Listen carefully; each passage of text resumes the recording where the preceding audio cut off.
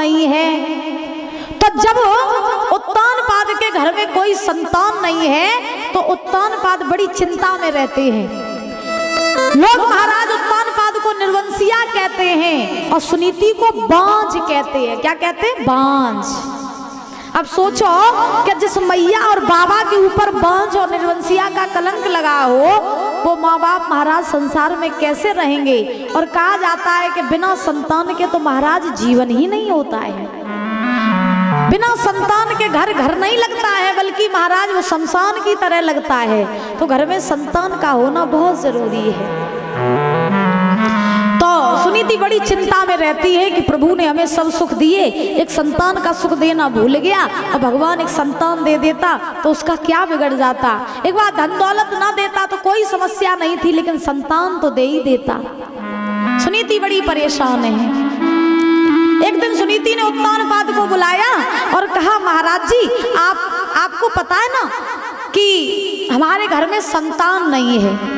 तो उत्तानपाद बोले, मुझे मालूम है, लेकिन हम कर ही क्या सकते हैं। संतान देना ना देना ये परमात्मा के हाथ की बात है। और सही बात है, जिस इंसान के पास संतान नहीं होती वो रोता ही रहता है, प्रभु संतान दे दो, प्रभु संतान दे दो, रोता ही रहता है। अरे संतान देना ना देना ये भगवान के हाथ की बात होती है महाराज।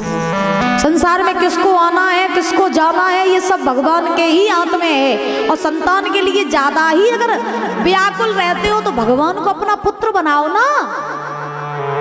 भगवान को अपना पुत्र बना के देखो ना। एक बार तुम्हारा लड़का साथ छोड़ जाएगा, लेकिन भगवान कभी तुम्हारा साथ नहीं छोड़ेंगे। तो एक बार भगवान की तरफ बढ़ के तो देखो, भगवान से रिश्ता बना करके तो देखो, आपको पता चल जाएगा कि इंसान में भगवान में कितना फर्क है। और बताओ, आज दिन तक जो भगवान के आश्रय रहते हैं उनका कभी अनिष्ट हुआ हो तो बताओ परीक्षा जी। क्योंकि जो भगवान के आश्रय होते हैं ना, भगवान उनके हमेशा छाया बन के उनके साथ रहते हैं। भगवान कहीं दूर थोड़ी ना है।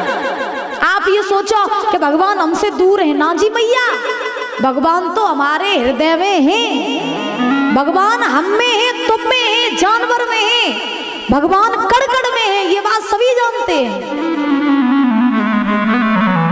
आपके दुश्मन में भी भगवान है। देखने का कम से कम नजरिया तो बदलो। जिस दिन तुम भगवान को अपने हृदय में बिठा लोगे ना मेरी माँ, उस दिन तुम्हें जानवर में भी भगवान दिखाई देने लगेगा। चींटी में भी भगवान है।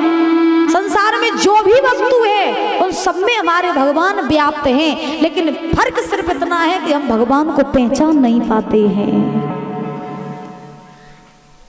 हम भगवान को पहचान नहीं पाते।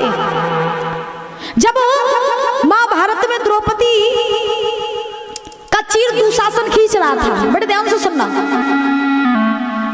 जिस समय महाभारत में द्रौपदी का चीर दुशासन खींच रहा है, द्रौपदी की साड़ी को दुशासन खींच रहा है, तो द्रौपदी के 5 पति, द्रौपदी ने अपने 5 पतियों से मदद मांगी कि सुनो तुम मेरे